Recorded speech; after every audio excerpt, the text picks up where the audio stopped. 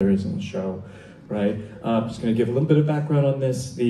Of course, rap being a Black and African-American art form, it's taken the world by storm over the last 50 years in its history, right? From rap's roots in protest songs from the Vietnam War, in the Vietnam War, and its further development as an artistic response to the disillusionment from the Vietnam War, and also white oppressor pushback against the civil rights movement, right? And that anger that came out of that. And from that, we've seen rap become a vehicle for protest, resistance, and against oppression, and a call for justice, right? And also really fun, obviously, right, from tonight's performance. Rap figures prominently in all of Qui's shows, and particularly in this show and its prequel, Viet Gone, which I absolutely suggest to everyone to go see and read. From both of you, and particularly you, Tony, since you grew up near Fort Chaffee, exactly where a lot of Viet Gone in this story took place. Some of your perspectives and knowledge about not only rap, but also just sort of how Vietnamese diasporic art has and culture has sort of started to seep into the American art form itself here, and American culture. Yeah, Tony. First of all, thank you for having me. This is my second time watching it. I was incredibly moved the second time. Huge honor, especially as a Vietnamese American, being here watching the Vietnamese American story, which is incredibly rare for us. So to be on this stage is a huge honor. So thank you very much for that. But yeah, I actually, my parents, like Qui's parents, went through Fort Chaffee. His parents met in Fort Chaffee, Arkansas in 1975. My parents actually were married a few years before. They went through Fort Chaffee after the fall of Saigon. And then they actually were sponsored not to the place near Fort Chaffee. They actually were sponsored to a small town called Chico in California. So that's where we ended up growing up, is in Chico. We were the first Vietnamese Americans to Chico. My parents told me stories where when they got to Chico, there's all these news crew filming, you know, us coming down the plane, because it was sort of a novelty at the time. And ended up growing up in the Bay Area.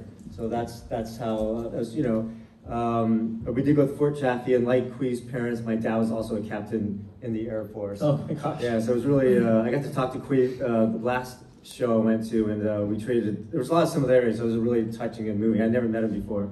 But in terms of just to give some context, just, you know, and I teach this at Columbia as well, you know, it's common knowledge that the Vietnam War created so much counterculture and so much disruption, and which led to the arts and literature, film, music, and all that.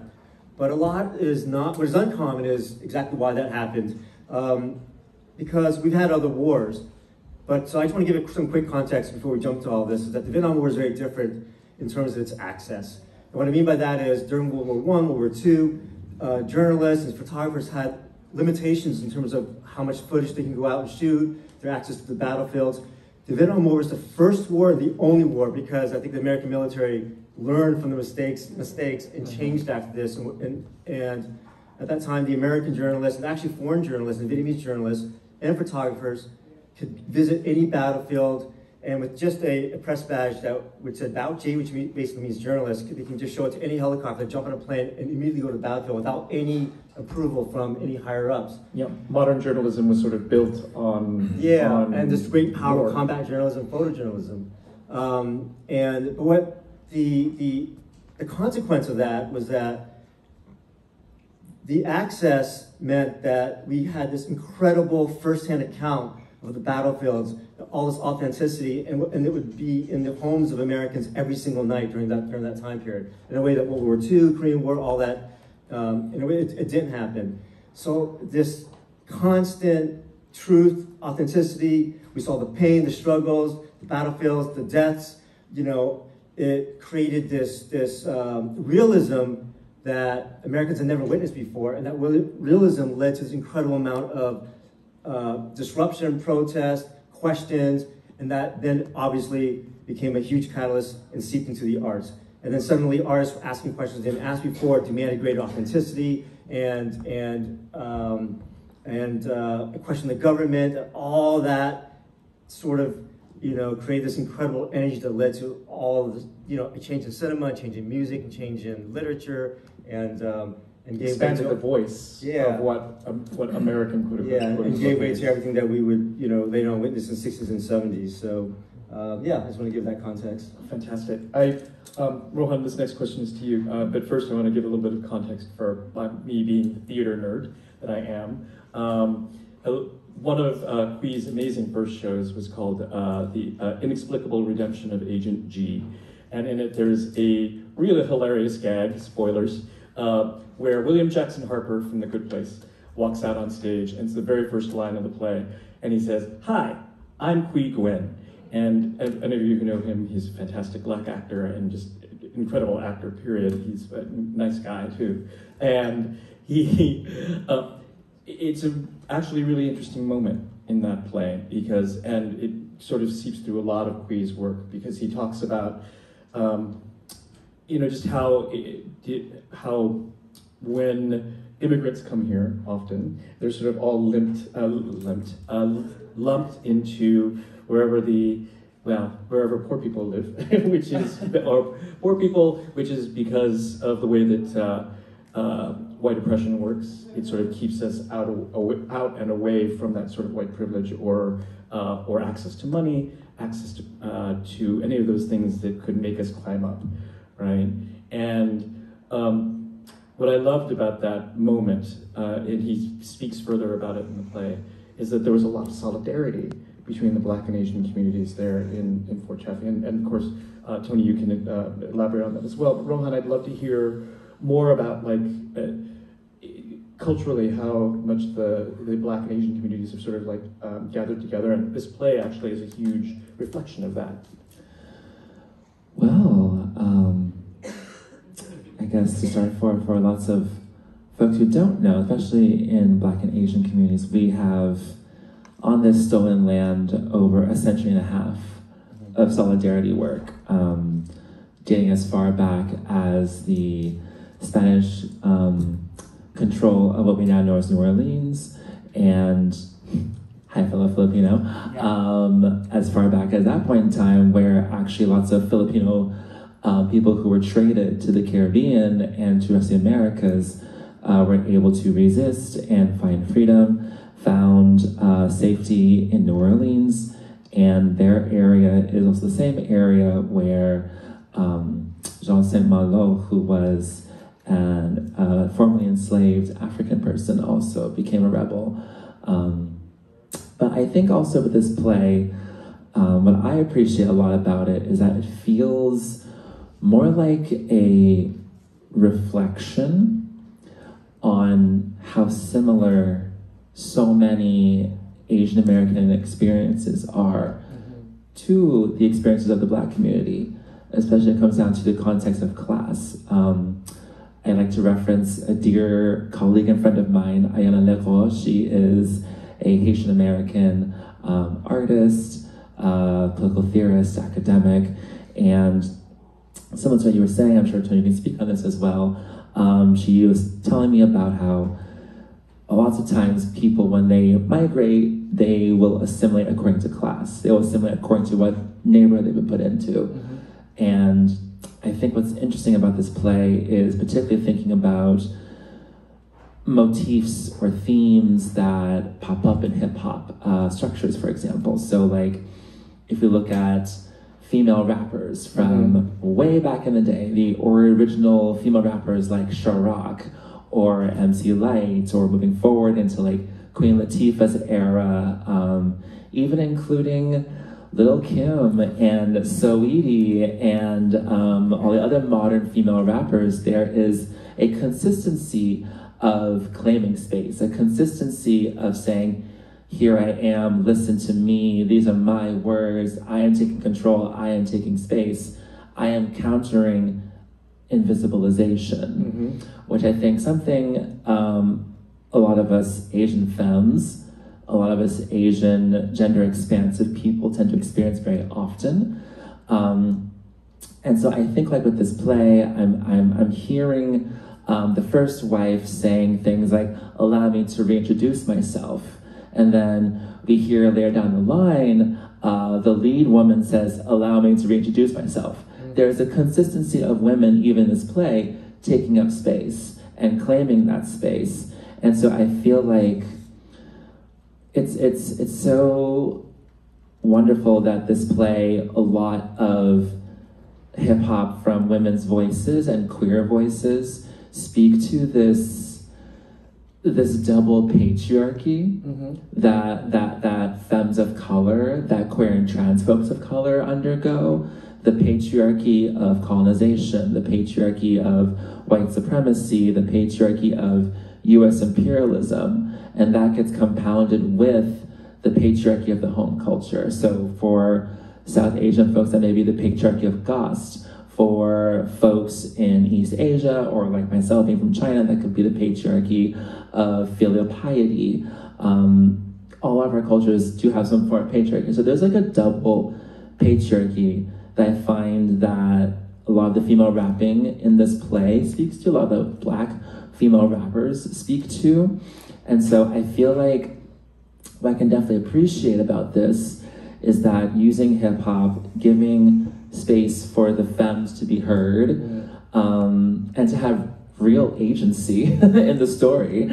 Kick the man out, yes. But I feel like it's beautiful because that it's not necessarily a celebration of solidarity, but it's more of a mirror to the Asian American experience, especially when you think about what Asian America is going through right now, especially here in New York State, where now Asian Americans have the highest rates of poverty. It's more of a reflection of how we as Asian Americans have more in common with my Black people than we do with the people who displaced us and then called us minority for it. And it seems like that there's one of our common experiences across all sort of marginalized diasporas is taking space is actually a revolutionary act. Absolutely. And saying that I am not invisible is a revolutionary act and can get people really angry, actually. That we dare to take that space up, which I kind of love, that we take that space. I'm going to tell a fun fact and a fun story, actually, from my Qui's early days here in New York, because I'm showing my age here. So Qui is, for those of you who don't know, is also an incredible fight choreographer.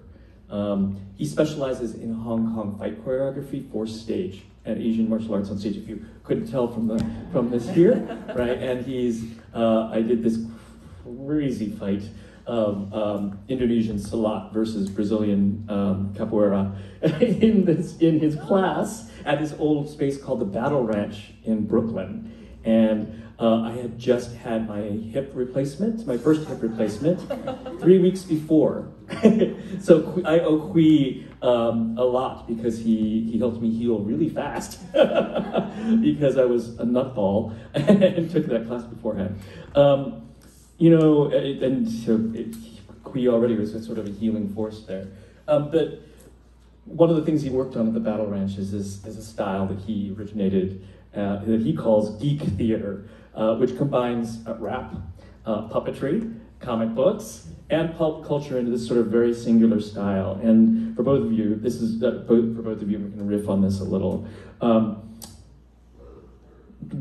is this? Is this a uniquely Vietnamese approach to art, or is it a unique reaction to displacement and the disruption that causes in people's lives? Or is this, how American is this versus how Vietnamese or Asian, or reactions to how white people will react to Asians in America? I think I just answered the question and said it's a little all of that, but I'd love to hear more of all of your perspectives on it. Without a doubt, this is both a uniquely American, well, it's both a very universal story and a Vietnamese story. It's universal because obviously, it's a story about immigrants, it's a story about family, it's a story about finding one way, it's a fish out of water story. And those are universal stories. And I actually talked to Qui a little bit about this after the last show. you know, I'm a writer, storyteller, so we kind of traded notes on it, you know, some of the most powerful stories are the ones that can speak specifically to a journey and speak to it authentically, but also hit on themes that are universal. And I think that's why it doesn't matter if you're Vietnamese, you know, Asian, Black, Latino, white. I think everyone's moved by this play because the themes are about the things that I think we all go through as human beings, you know, and that's what makes it so powerful. But also it's uniquely Vietnamese in terms of a lot of the specifics in it, like obviously the issue of language, right? The issue that Quy has this issue where he has to speak Vietnamese at home. Because of that, he couldn't speak English well in school. You know, that's something that I know a lot of immigrants, when they come over, and if they spend a lot of time with their grandparents, they have to speak the language of their grandparents, so they end up not being able to speak the language, the new language of the country they're in now, that well. Professor Hung was actually a professor at Columbia, and the history professor, she said that she was born in America, and she said that up until the age of 5 or 6, when she first went to school, like when she was like 5, 6, 7, she actually was put into ESL, which is English Second Language, even though she was born in America, because she spent so much time talking to her grandparents. And that's that's definitely a immigrant experience. And the other part of the story that's very much Vietnamese, or very much, you know, sort of that immigrant experience is the story of trauma. You know, I think, you know, what is very powerful about this is that the stories of Vietnamese Americans, it really took, you know, 1 or 2 generations before we can tell our stories. So between the 70s and the 80s, I think that period of time was a period of pain, of trauma, of healing. I've never heard my parents ever tell their stories, you know, and they barely tell it now. And I think Quy had to do a lot of investigation, a lot of asking, a lot of interviewing with his parents to get their stories out. But it took, you know, the next generation, Quy generation, my generation, for us to come out and now really tell our stories. And that's something that, you know, you look at the arc of storytelling, especially when it's born out of trauma. And let's face it, every Vietnamese American's here, I mean, almost everybody, unless you came like much later, you know, we came from trauma, we came from war, we came from pain. So, you know, and what Quy did, I think, so brilliantly is examine that trauma in very universal ways, through comedy, through love, through, you know, finding one's voice, authenticity, yeah. So I mean, what makes it so powerful is that it's both, you know, a uniquely Vietnamese experience, but also a very universal story. And very American story, right? I mean, if you talk about the story of immigrants, you're really talking the story of Americans. Mm-hmm. And then how he then weaves in music and you know, the line where the grandmother says, you know, all we have, you know, are our stories. I mean, that's like, I always weep in that moment, because that's something that, you know, that's true. And especially as Vietnamese Americans, and the Vietnamese Americans are here, you know, a lot of us come from the South, and, you know, the idea, you know, those stories, generation to next generation, are going to be lost, you know, and you know, I'm talking about our parents' generation who came before 1975, you know, those stories are going to be lost over time, and so what Quy doing, and other, you know, Vietnamese American storytellers, you know, we're preserving those stories, and those stories have worth just like any other stories, so it's powerful. Mm-hmm, mm-hmm. And Rohan, for those of you who don't know his background, is the founder of Malaysian March, right? And he does he does work with both Asian communities and with Afro-Caribbean communities, correct? For which you won a citation from the city, a special citation from the city. Yes. I did, yes, thank you. Yes, for that. You know, and I just sort of riffing off what Tony was just saying, with this being a universal sort of immigrant story, right? And being somebody who works with like immigrant communities from 2 different parts of the world. I imagine you probably have something to say about like the similarities between their stories and how much more joins them than not. Yes, absolutely. I mean, there's always the joined story of I had to leave my home. There's always the joined story of there was just so much reason to leave than there was more to stay. which is something that we always have to speak on. And so I feel like this play, what I can appreciate is that there's just no compartmentalization. I mean, myself being a second-generation Jamaican American, and coming from that whole experience, but also thinking about there is no way to segment parts of your story. It is simply just your truth. And that's something I can appreciate about all that. Yes, and something that I certainly saw that was in common, at least in the immigrant experience, is then speaking to trauma, is like how we take that trauma and we try to make lemonade out of it at least, or do whatever we can to get the job done, as quoting both Hamilton and this play. So thank you so much for both of you for your conversation tonight. Thank you to everyone for being here. Where can we hear more about your award-winning filmmaking work, Tony? So my first film is actually being remastered right now into 4K. I just had a screening at Columbia.